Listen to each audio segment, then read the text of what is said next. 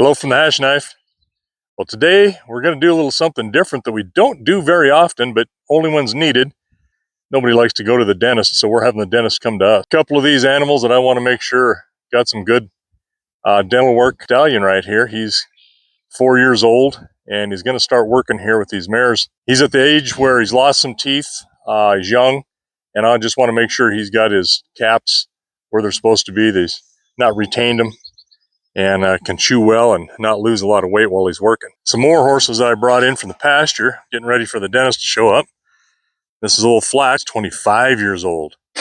And he's in pretty good shape, but he's basically retired. I'll pull a cart with him once in a while, but that's about it. We don't ride him. Here comes Mountain Man.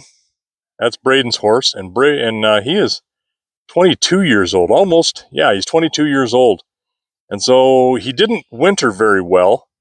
And I noticed him dribbling a little hay and chewing kind of slow. So he is coming back on his green grass, looking a lot better, but I still want to make sure his teeth are in great shape and able for him to be able to eat like he should. Especially these older guys, they're kind of geriatric age and the end of life. I want to keep him as good a shape as we can. You can still ride him. Kids could ride Mountain Man, but very light, and he too can pull. John's going to kind of learn us up a little bit here. So I put my thumb on the inside of the cheek to feel how many points he's got on the outside top molars.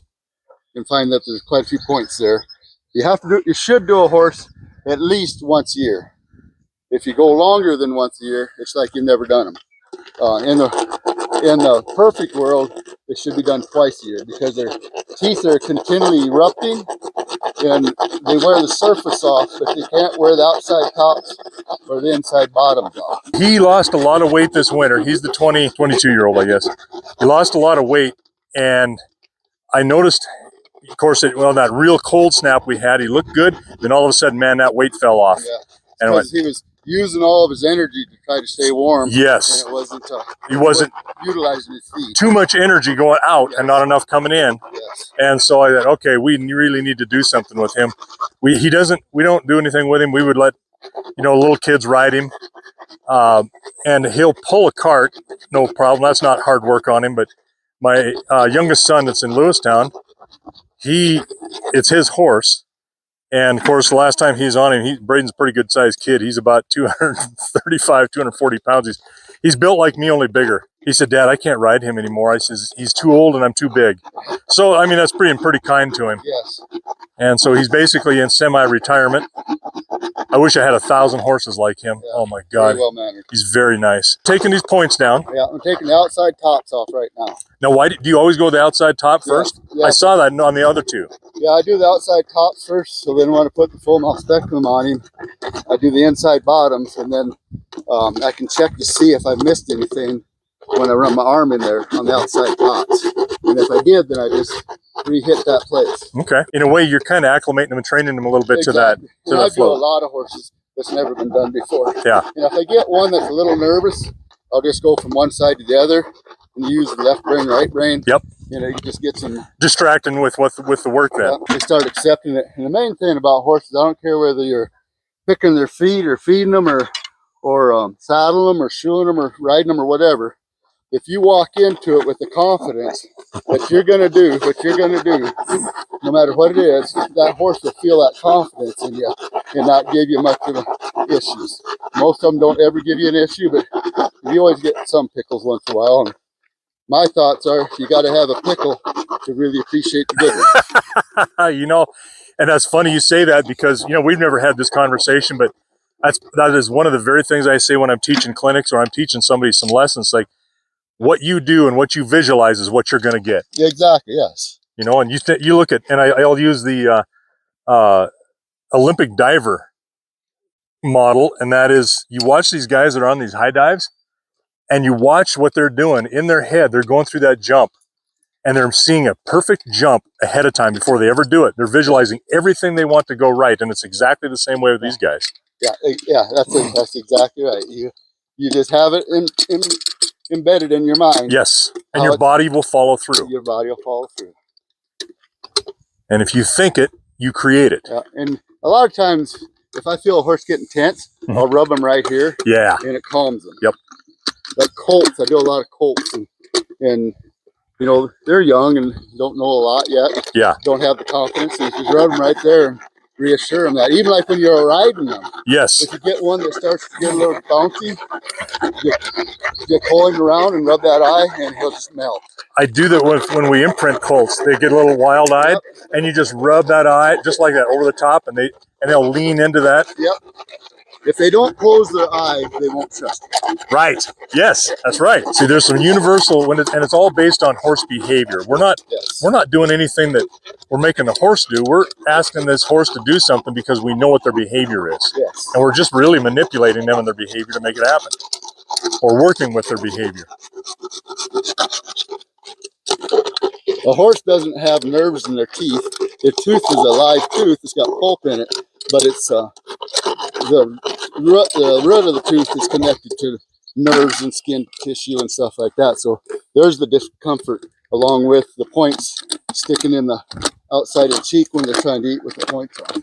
And I know for those that are watching this sounds horrible, you know, when you're grating on those teeth like that, but it does not hurt them. No, they don't have any feelings. Nope. Nope. And I'll bet you watch him really pick up now. Oh yeah, he'll really go to town. In the springtime, when they're on grass, they don't have to chew it. It just dissolves in their stomach. But when it gets cured, then they have to chew it. That's a lot of fiber to have to break down. Right. As old as this horse is, he's got really, really good molars. Good. I didn't find anything loose or wore out. They have wear on them, but there's normal wear. But that's normal. Good, good. He's not wild-eyed like he was at that first. Right. Nope. You know what I do with a horse that bugs his eyes out? What's that? Ignore it. Okay. How's that work on your wife? No. Yeah, I mind neither. We're extracting the wolf tooth. Yeah. Okay, go ahead and tap on the bottom of that. Go harder and faster. Okay, that's good. This is something I've never done before, so John's right there. Ready? Yep. Okay, good. Oops, sorry, kid. I think we got it. Got it? All right. I think that last one I pushed a little deep. Oh, sorry. Good. So we're pulling these wolf teeth, so we have no issue with him. All horses have wolf teeth. You're right. All horses have wolf teeth. But don't the stallions tend to drop down a little further? No. The situation is male horses, all horses have wolf teeth. Female horses have smaller bridle teeth. Okay. And the male horses have larger bridle teeth. It's a male hormone that produces that bridle tooth. Yeah. And if a female has large bridle teeth, and say that it's a male hormone that produces that, and they can be hard to catch with a colt because of hormone. His caps are gone. Look in there and see those points on the inside bottoms. That's what that's what we're taking off. Yep. That's what we're going to take off. Good. He's in pretty good shape, but that's very good shape. But he's been running himself. So the purpose of floating them is you take the points off the inside bottoms and the outside tops, so they can grind their feet up against their molars. Work like this. Yes. Good. And that utilizes their feet. With the points on there, and they try to rotate that bottom jaw to grind that food up. The outside points rub against their cheek, and it's like biting your cheek. Right. And so they just start mashing food against food and not grinding it up. And dribbling it out. Yeah. And lose weight. And lose a lot of weight, because if they're not utilizing the feed, they don't get the nutrition they need, all the proteins and nutrients out of the food. Now I got a couple of geldings here. One's 25 and one's 22. And you'll do them. But they had their wolf teeth pulled years, when we gelded them. When we gild them, it's a good time to do it. Yes, that's perfect time to do it. And of course, when he's being a stallion, we're not going to gild him. Right.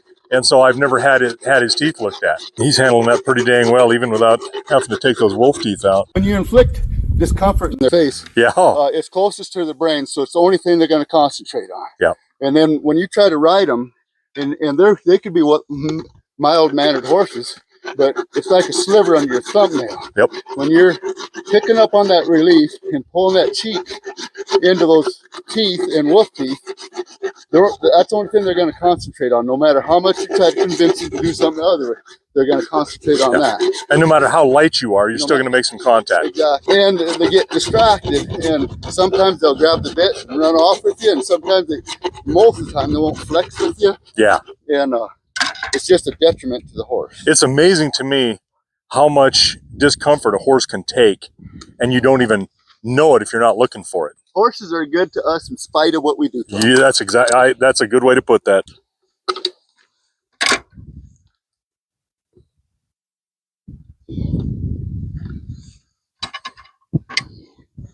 You can just hear that get nice and more even. Yeah, yeah. Lost all of his caps. They lose 12 caps between 2 and usually 3.5. Yeah. And he's lost all 12 of them. Yeah, he's got more incisors to lose. He's lost his 3-year-old incisors. Yep. And then where his 4-year-old incisors, and then where and his 5-year-old are still baby still baby teeth. Yep. So he's a 4-year-old. He's got a decent mouth. Yeah, he's got a really good mouth. Comes in nice and even there. Yep. And even though if some of them are not even, for some reason, horses straighten their own teeth. Really? Yeah. No, I've seen some that were still like, had a heck of an overbite, mostly an overbite. Yeah. Now that's a different deal. That's where their bottom jaw has slid back. Oh, okay. And some of that is from not taking care of the teeth well. And they get a point on the top molar, and it goes down in front of the bottom molar. Okay. And start sliding that bottom jaw back, which would give the impression that that top jaw is over the bottom teeth. Yes. And then when they get a point on the bottom of that top molar, and then they'll also get a point on the back of the bottom molar, because there's no wear. There's no wear there. Yeah, sure. I'm not an equine dentist. I raise them, we train, but I teach clinics, but I don't do anything with equine dentistry. And we were joking about this a little bit earlier. Today is the first day that John and I had ever seen each other face to face, and he's been working with us for over 20 years. And there's a relationship you have with somebody who over time, John was recommended to us by a veterinarian that I thought a lot of, a gal named Vicky Bokum, and had an issue with a horse, and she said, get a hold of John. He's really good. He's gentle, and he won't hurt your horse, and he does what he's supposed to do. I called him, and as all of these years have gone by, we've talked on the phone. I've left a horse or two in the corral with instructions.